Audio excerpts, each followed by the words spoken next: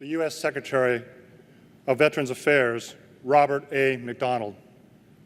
He's a graduate of the U.S. Military Academy at West Point, choosing gray over blue and gold at Annapolis, the University of Utah, where he earned an MBA, and of course he's a veteran himself. 82nd Airborne Division, Airborne and Ranger qualified. When he left, Captain McDonald received the Meritorious Service Medal. In 1980, he joined Procter & Gamble and rose through the ranks to become chief executive. And he's president and retired in June of 2013. A year later, he was nominated to be the Secretary of Veterans Affairs by President Obama and was confirmed in July of this year. He now heads the nation's largest healthcare system with more than 1,700 hospitals, clinics, and community living centers. I'll note that in June, the AMA reiterated its support for veterans' health care. Remember that we recommended that state and local medical societies develop a registry of physicians who stand ready and willing to care for veterans. These registries can be provided to local communities and the VA to help expedite veterans' care. We're also part of the Joining Forces initiative to ensure service members and their families get the support that they've earned. That includes treatment for post-traumatic stress, traumatic brain injury, and post-combat depression. We believe American physicians are part of the solution to ensure that American veterans get the access to care that they need and deserve. And that's the goal of our distinguished guests today as well.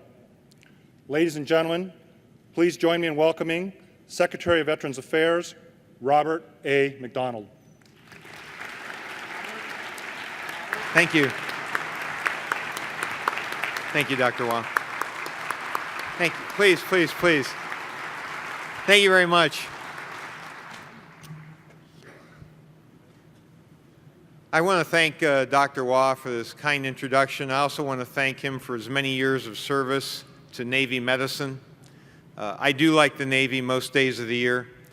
We at the VA often tell employers that veterans never stop serving, and that's so true. Dr. Waugh is such a great example of that. 23 years of service in the Navy, 17 years as a member of the House of Delegates, a year as the chair of the AMA Board of Trustees, and now AMA President. Let me also thank Dr. Gurman, Speaker of the House of Delegates, for the invitation to be here today, and the rest of the AMA's leadership, including Dr. McEnany, Dr. Madera, for their support and for their help in drafting the Veterans Access, Choice, and Accountability Act of 2014. I'll have more to say about that act later. Distinguished members of the House of Delegates, ladies and gentlemen, as the principal policy-making body of the nation's largest medical association, you know that the Department of Veterans Affairs is in the midst of overcoming problems involving access to health care. We own them, and we're going to fix them. But I know you also know that VA has a legacy of excellence, of innovation, of cutting-edge research, and achievements in healthcare delivery that is as broad and historically significant as it is profound and often unrecognized. There's something else. Right now, VA has perhaps its greatest opportunity to enhance for veterans healthcare in its history. Others know that truth as well. Last July, Sloan Gibson, VA's Deputy Secretary, my West Point classmate, and my friend for almost 40 years now, met with Harvey Feinberg, distinguished clinician and healthcare leader. When Sloan commented that VA could accomplish more in the next 2 to 3 years than we could have in the past 2 to 3 decades, Dr. Feinberg immediately corrected him. No, he said, VA can accomplish things now it never could have accomplished before. And he's right. We're in an extraordinary position. We have an opportunity to not only right wrongs, but to reframe the proposition and the perception about VA by lengthening our lead in areas where we've already excelled, by taking the lead in service delivery areas that have been lagging, and by charting new ground in emerging or evolving areas of healthcare.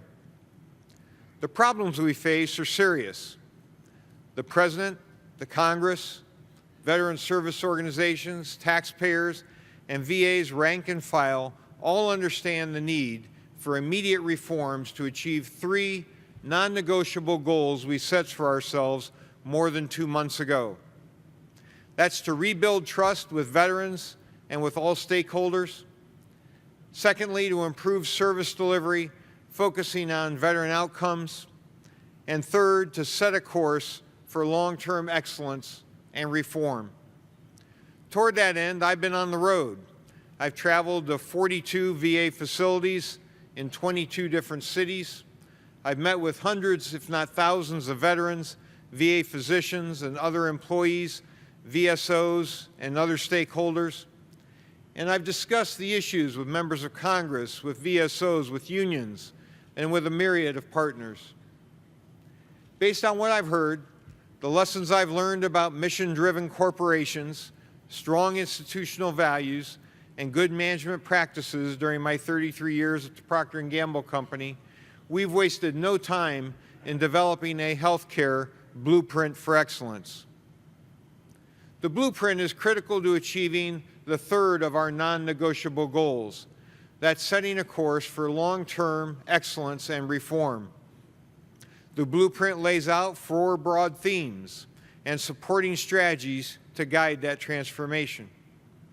First, we have to improve performance of healthcare right now. There's a lot at stake.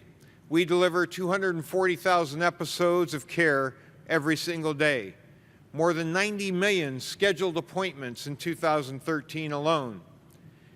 And we perform 400,000 surgical procedures annually, nearly 1,100 each and every day. Second, it's imperative that we reset VA's culture to put a high premium on job performance and on the strong VA institutional values that support it. The values represented by this button that I wear, I care: integrity, commitment, advocacy, respect, and excellence. These attributes go to the heart of our mission and dictate how employees should act, how they should relate to veterans, how they should relate to each other, and how they should treat the 6.5 million unique patients we see every single year. By living VA's core values, we can go a long way toward overcoming the challenges before us. Third, VA must transform itself from managing sick care to health care in the broadest sense. Many of you are already putting stress on prevention and healthy living, consistent with the AMA's strategic focus on improving health outcomes, which targets preventable diseases like heart disease and type 2 diabetes. VA needs to do more of the same, helping veterans take charge of their own health care. Fourth, we must develop efficient, transparent, accountable, agile business and management processes to support the span of care, services, and programs we deliver. Above all, it's imperative that VA regain and retain a laser-like focus on its customer base. That means everyone, from the 90-year-old veteran who crossed Omaha Beach to the 19-year-old who battled insurgents in Afghanistan's Valley of Death. That said, VA's vision for change is not only veteran-centric, but veteran-driven, putting our customers in control of their VA experience. The healthcare industry itself is moving toward a more customized, consumer-centric version of primary care access. At VA, the challenge is more complicated because healthcare is just one of 9 lines of our business. The others being benefits like life insurance, mortgage insurance, education, pensions, disability compensation, and memorial affairs. Our solution to the patient experience challenge is what we call MyVA. We call it MyVA because that's how veterans should view us, as an organization that belongs to them and provides quality care in the ways that they need and that they want to be served. MyVA means shaping VA through a better understanding of veterans' needs and their preferences, providing a single entry, user-friendly access so they can effortlessly navigate VA care and services, removing cumbersome processes and procedural obstacles that frustrate all of our users, providing the full spectrum of resources, financial, human, and otherwise, to serve them efficiently and effectively. And last, empowering employees at the lowest level possible to respond and react quickly and knowledgeably to veterans at each point of interaction. To do this, we're looking at ways to restructure and reorganize, combine functions, simplify operations, make process improvements, leverage technology, enhance efficiency and productivity. It's a 360-degree effort designed to present veterans with a seamless, integrated, and responsive VA, no matter whether they come to us digitally, by phone, or in person. Our goal is simple: to provide quality medicine and first-rate health care delivered with the same proactive, real-time, courteous, coordinated service as the top-ranked customer service companies in the country. The fact is, VA already has that type of service excellence in many areas. For the past decade, the American Customer Satisfaction Index, or ACSI, has ranked VA's National Cemetery Administration as the top customer service organization in the nation, public or private, better than Google, better than Lexus, better than all the rest. And since 2004, ACSI has consistently shown that veterans receiving both VA inpatient and outpatient care give VA higher satisfaction ratings than patients at most private hospitals. With the right strategies and enough support, there's no reason why we can't scale that performance excellence VA-wide. Right now, one of the biggest challenges we face is the shortage of physicians and other healthcare professionals. It was an underlying reason for the problems that occurred in Phoenix and elsewhere. And that's why, as a part of our national recruitment effort, I've gone to 11 of the nation's medical schools and nursing schools: Duke, UC Davis, UC San Francisco, Dartmouth, University of Vermont, Johns Hopkins, Howard, Morehouse, Massachusetts General, and a few others, to personally tell students about VA's great mission and encourage them to join a revitalized Team VA in caring for those who defend us. Audiences everywhere have been welcoming and interest is high. Here's what I tell them. At VA, we have the most inspiring mission in government and the best clients in the field of healthcare. Great reasons to work for VA.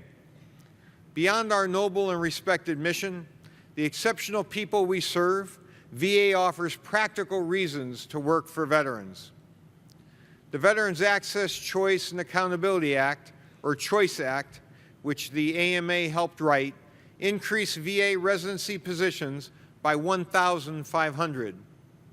It also doubled, I repeat, doubled the amount of our education debt reduction payment from $60,000 to $120,000. VA also offers recruitment, relocation, and retention incentives.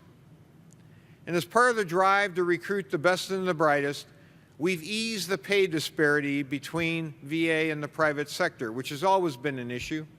And one of the first things I did was I increased the salary bands for VA's physicians and dentists. The demand for VA care will not decrease anytime soon. The nation's been at a war for over a decade and will continue to be caring for our severely wounded and our ill veterans for decades to come, if not a lifetime. We don't see the peak need for care until 40 years after the war ends. In a still recovering economy, the number of veterans seeking our services continues to grow steadily as we continue to serve a population that is older, with more chronic conditions and less able to afford care in the private sector. The CHOICE Act goes a long way toward enabling VA to meet the current demand for care and to support the long-scale reforms we're making for long-term excellence. The law provides $5 billion to hire more physicians and other medical staff, and $10 billion to fund additional purchase care while building internal capability. As most of you know, VA has always sponsored non-VA care in extraordinary circumstances, like geography, where rural veterans can't easily get to a VA facility, like technology, where it makes sense to refer veterans elsewhere for highly specialized procedures, or to cover temporary shortfalls in staffing, capability, or other resources. We recently stepped up our use of purchase care to respond to the shortfalls that came to light last spring. From mid-May to September, VA authorized non-VA care for over 1 million veterans, 46% more than we did the same period last year. Now, with funding from the Choice Act, we're taking purchase care to a new level with our new Veterans Choice program. Just this week, we began phased implementation of the program. We stood up a special call center to verify eligibility and answer questions about the Veterans Choice program.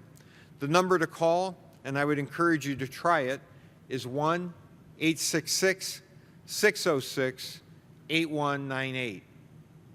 We've also begun extending the option of purchase care to eligible veterans who live more than 40 miles from a VA facility. And in the coming month, we'll do the same for those who have been waiting too long for an appointment. By too long, I mean more than 30 days from the clinically appropriate date or the date preferred by that veteran. That's our standard. In a few months, every veteran enrolled for VA healthcare will have a new Veterans Choice card to use for authorized non-VA care in the future, should they need it. The first choice cards were mailed out this week, as I said. The Veterans Choice Program can be a big part of the solution to our current access problem, but the new law is extremely complex, and we need to make sure we get it right. Fragmentation of care could become a problem as veterans move back and forth between VA and the private sector. We need to make sure veterans are cared for by physicians fully knowledgeable of their medical history, that they get the screening and the preventative care that they need, and that the VA and the private sector providers don't duplicate services unnecessarily. So we need to configure the Choice program in a way that enables all of the doctors caring for a veteran to work together as a team, no matter who's paying the bill. We're also working to make seeking and receiving purchase care as easy as possible for both veterans and physicians. We need you to participate in the program, and we know you won't if it's too much trouble. The same is true for veterans. They need to know that their care is authorized by VA and that they'll get the care that they need. If they don't, they may resist going outside VA and put off being seen. For those reasons, we've signed contracts with 2 healthcare companies with experience running similar programs. That's TriWest and that's HealthNet. And we'll be working with them to administer the Choice program in the best way possible. Purchase care is not a replacement for a strong and vital veterans healthcare system. Veterans need VA, and Americans everywhere, indeed the global community, benefits from VA. From VA research leading to major breakthroughs and advances in medical science and care, like the licensing of the shingles vaccine as a result of a VA cooperative study, from VA training 70% plus of America's physicians, 62,000 medical students and residents, 23,000 nurses, and 33,000 other healthcare professionals every single year. And from VA's highly specialized knowledge and know-how to deliver clinical and rehabilitative care to those who have borne the battle. But VA cannot accomplish its healthcare mission as a standalone system. It is naturally and appropriately part of the larger healthcare community, facing the same challenges as you face and benefiting as you do from the exchanges of expertise and from the movement of patients and providers within the community. The growth in purchase care sets the stage for re-envisioning new relationships and re-energizing existing partnerships between VA and the private sector. as well as other parts of the public sector for better care, better health, and better value. Purchased care addresses some of VA's current problems, but as important, it opens the doors to other transformative aspects of patient care.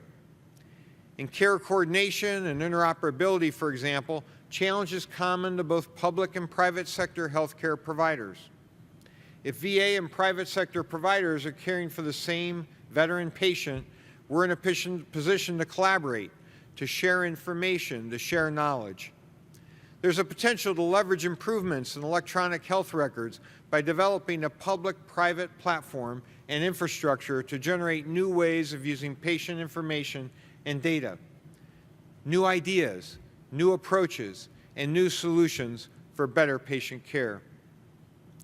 Increased patient care also has the potential for increasing high-value care, particularly in reducing medical waste and redundancies.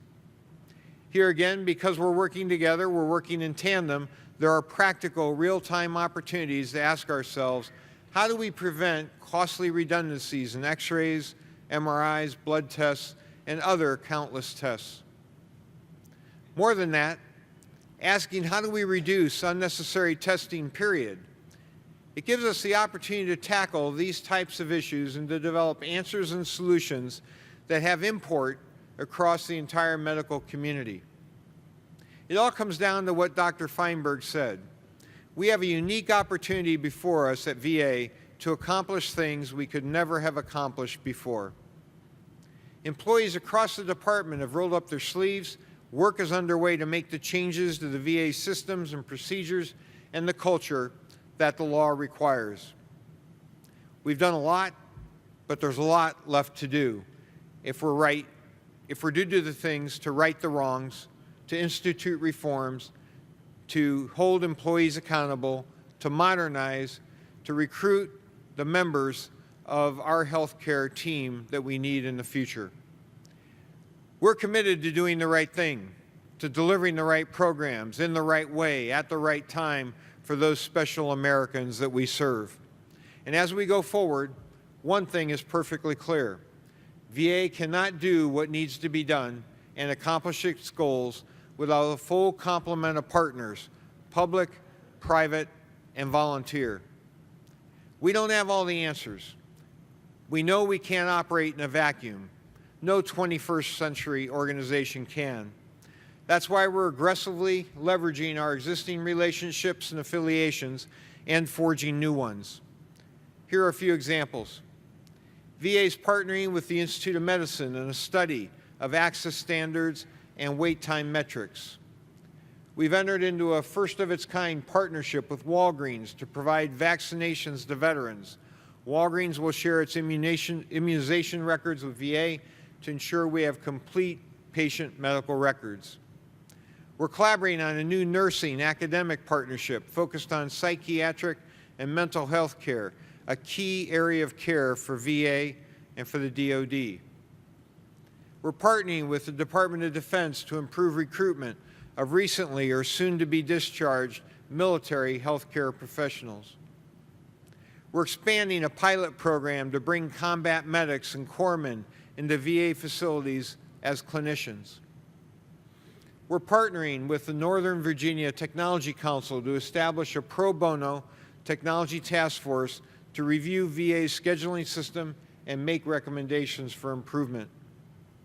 We're setting up a consulting board of physicians comprising the foremost medical minds in the nation to advise me on industry best practices. In my 3 months at the VA, one thing stands out as I've traveled around the country, and that's the goodwill and support shown by the medical community to VA, its mission, and its achievements.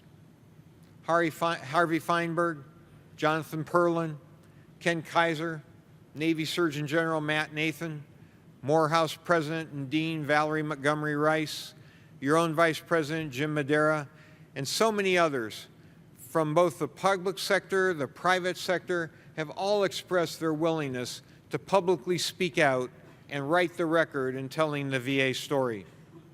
We're taking advantage of that offer. Right now, VA is in the process of creating a VA alumni group, a Friends of VA, a committee of sorts. Our thought is to gather interested leaders in medicine and the healthcare industry, brief them regularly on VA operations, initiatives, and performance, and solicit their input and assistance. One of our objectives is to insert a degree of balance and truth to the one-sided conversation about VA care and services, and you can help with that.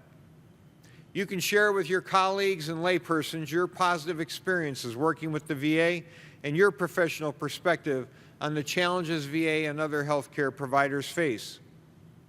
So I'd like to invite you to consider becoming part of this initiative. We want and we need your professional advice. We seek your input as we move forward in implementing the Choice Act. We welcome your participation and collaboration across the spectrum of care. Once again, thanks for this important opportunity to speak with you this afternoon and for your support for the nation's veterans. I look forward to working with you to improve health care for veterans and for all Americans. Thank you very much.